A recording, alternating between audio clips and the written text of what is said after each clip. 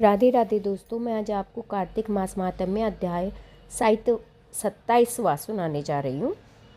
गणों ने कहा, विष्णुदास एक दिन भोजन तैयार करके भक्ति में तल्लीन था कि कोई उनका भोजन चुरा कर ले गया, लेकिन सायकाल की आराधना हो सके और व्रत भंग न हो, इसीलिए उसने उस दिन दोबारा भोजन तैयार नहीं किया। श्री नारद जी ने कहा, हे राजन, इस तरह लगातार 7 दिन तक कोई दूसरा भोजन चुराता रहा। तब वह हैरान होकर सोचने लगा कि यह तो बड़ी विचित्र घटना है, न जाने कौन हर रोज मेरे भोजन को चुरा कर ले जाता है। फिर भी इस देव स्थान को छोड़ना नहीं चाहिए।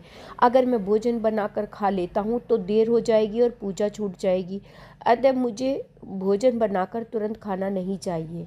बिना भगवान को भोग लगाए वैष्णव को भोजन नहीं करना चाहिए। अगर 7 दिन बिना भोजन के बीत गए हैं तो आज का एक दिन और सही। आज मैं भली भांति भोजन की रक्षा करूंगा और देखूंगा कि हर रोज इसे कौन चुरा कर ले जाता है। ऐसा सोचकर विष्णुदास भोजन के पास ही छिपकर बैठ गया।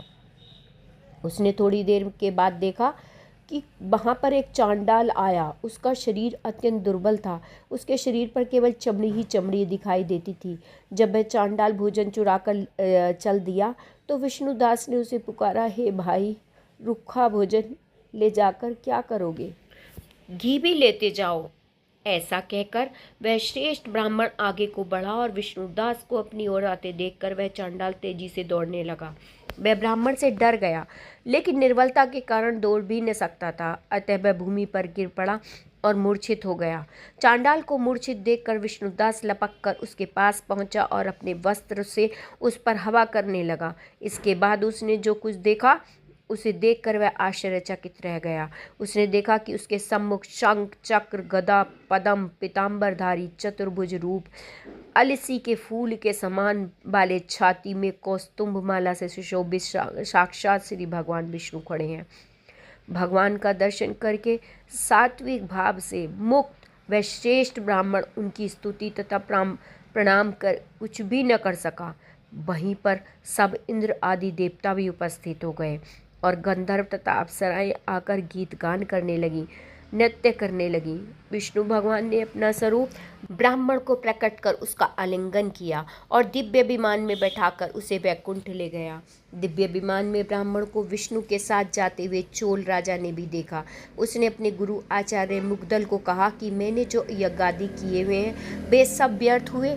जितनी दान दक्षिणा मैंने ब्राह्मणों को दी वे असफल हुई। विष्णु भगवान के दर्शन नहीं हुए। विष्णुदास ब्राह्मण ने केवल श्रद्धा से भक्ति की, उसके प्रभाव से विष्णु भगवान ने आकर उसको दर्शन दिए। इसकी भक्ति ही सर्वोपरि है। मुझे विष्णु भगवान के दर्शन के लिए राजकाज त्याग कर भक्ति करनी चाहिए। राजा के कोई पुत्र न होने के कारण उसने भांजे को राजगद्दी का अधिकारी बना दिया और आप विष्णु भगवान की भक्ति करने लगा। बहुत काल तक भक्ति करने के बाद भी जब विष्णु भगवान ने दर्शन नहीं दिए तो वह अग्नि कुंड में कूद पड़ा और अग्नि में प्रकट होकर भगवान विष्णु ने राजा को गोदी में उठा लिया और कहा, मैं तेरे त्याग और भक्ति से बहुत प्रसन्न हूँ।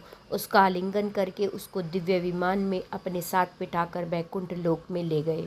भगवान विष्णु ने अपने समान रूप वाले ब्राह्मण को पुण्यशील और राजा चोल को सुशील नामक देकर दोनों को अपना द्वारपाल बनाया। यहीं पर मेरा कार्तिक मास महात्म्य अध्याय साहित्य 27वां समाप्त होता है। मैं अगले अध्याय में फिर आपको मिलती हूँ। तब तक के लिए राधे राधे।